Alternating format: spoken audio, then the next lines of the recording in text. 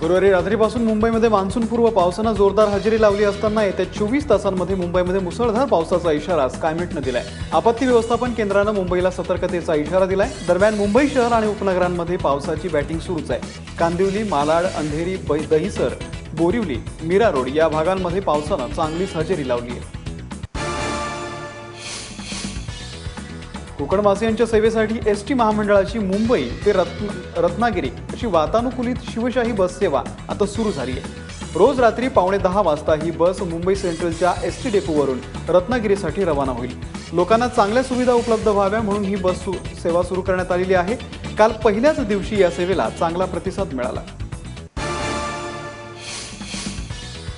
पुण्यातल्या राजीव गांधी प्राणी संग्रहालयातील कैफ या 14 वर्षीय पांढऱ्या वाघाचा दीर्घ आजारानं मृत्यू झालाय। गेल्या 4 महिन्यांपासून तो अर्धांगवायूनं आजारी होता। त्याची हालचाल मंदावली होती, तसंच त्यानं खाणं पिणं सुद्धा सोडलं होतं। प्राणी संग्रहालयाचं आकर्षण असलेल्या या वाघाचा मृत्यू झाल्यानं हळहळ व्यक्त होते। सरकारला शेतकऱ्यांच्या व्यथा कळत नाही असा आरोप करत बदलापूरमध्ये मुख्यमंत्र्यांच्या पुतळ्याला फाशी देत राष्ट्रवादीनं आंदोलन केलंय। गेल्या 10 दिवसांपासून राज्यामध्ये शेतकरी हे आंदोलन करतायत, मात्र अजूनही सरकारनं कर्जमाफी दिलेली नाही। मुख्यमंत्र्यांनी 30 ऑक्टोबर रोजी कर्जमाफीची घोषणा केली असून त्याला अजून बराच काळ बाकी आहे। तोपर्यंत शेतकरी आत्महत्या करतील, त्यांच्या हत्येचा गुन्हा मुख्यमंत्र्यांवरती दाखल करण्यात यावा अशी मागणी सुद्धा या निमित्तानं करण्यात आली आहे। पुण्यात भाजपनं आमदार बच्चू कडू यांच्या विरोधामध्ये निदर्शनं केली। डेक्कन, कात्रज, कोथरूड, बाणेर, औंध आणि हडपसर या भागामध्ये शहरातल्या 18 ठिकाणी भाजपचं हे निषेध आंदोलन करण्यात आलं। आमदार बच्चू कडू यांनी शेतकरी आंदोलनादरम्यान मुख्यमंत्र्यांच्या घरावरती बॉम्ब फेकण्याची धमकी दिली होती, त्याविरोधात ही निदर्शनं करण्यात आली। स्टेट एलिजिबिलिटी टेस्ट अर्थात सेट परीक्षेमध्ये मुद्दामून अनुत्तीर्ण केल्याचा आरोप करत 9 विद्यार्थ्यांनी पुणे विद्यापीठासमोर उपोषण सुरू केलं। या विद्यार्थ्यांनी 3 महिन्यांपूर्वी वेगवेगळ्या विषयांमध्ये सेटची परीक्षा दिली होती, मात्र उत्तरपत्रिका तपासताना चुका करण्यात आल्याचा आरोप या विद्यार्थ्यांनी केलाय आणि त्याचे पुरावे सुद्धा आपल्याकडे असल्याचा दावा त्यांनी केलाय।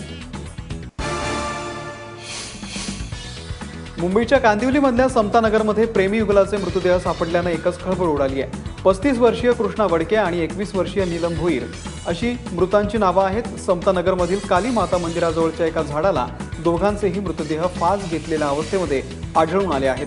दरम्यान नीलम आणि कृष्णा यांच्या प्रेमसंबंधाला कुटुंबियांचा तीव्र विरोध होता आणि त्या विरोधातून कृष्णा आणि नीलमचा घातपात झाला नाही ना, या अनुषंगानं आता पोलीस तपास करतायत। सरकारनं जमीन हडपल्याच्या कारणावरून अंबरनाथमधील नेवाळीतल्या शेतकऱ्यांनी सरकारविरोधात मुंडन आंदोलन केलं। दुसऱ्या महायुद्धामध्ये ब्रिटिश लष्करानं अंबरनाथच्या नेवाळी इथं शेतकऱ्यांची 1600 एकर जमीन तात्पुरती विमानतळासाठी घेतली होती। या जागेमध्ये धावपट्ट्या तयार करण्यात आल्या होत्या। कालांतरानं शेतकऱ्यांना त्यांची जागा परत मिळाली, पण आता संरक्षण विभागानं ती जमीन आपली असल्याचा दावा केलेला आहे आणि त्यामुळे संपूर्ण जागेला कुंपण घातल्याचं काम सुरू झालेलं आहे। त्यामुळे सरकारविरोधात शेतकऱ्यांनी आता आवाज उठवलाय। तिकडे भिवंडीमध्ये झालेल्या मुसळधार पावसानं यंत्रमाग कारखान्याचा काही भाग जो आहे तो कोसळलेला आहे। काल पहाटे ही दुर्घटना घडली। भिवंडीतील शेलार गावातील लक्ष्मी कंपाऊंडमध्ये हा कारखाना असून या दुर्घटनेमध्ये सुदैवानं जीवितहानी झालेली नाही। यंत्रमाग कारखान्याच्या बाजूलाच नवीन बांधकामासाठी खड्डा खोदण्याचं काम सुद्धा सुरू होतं। त्यात रात्री झालेल्या मुसळधार पावसानं या खड्ड्यामध्ये पाणी साचलं आणि यंत्रमागाची इमारत ढासळली, मात्र यंत्रमाग कारखान्याचं मोठं आर्थिक नुकसान यामुळे झालंय।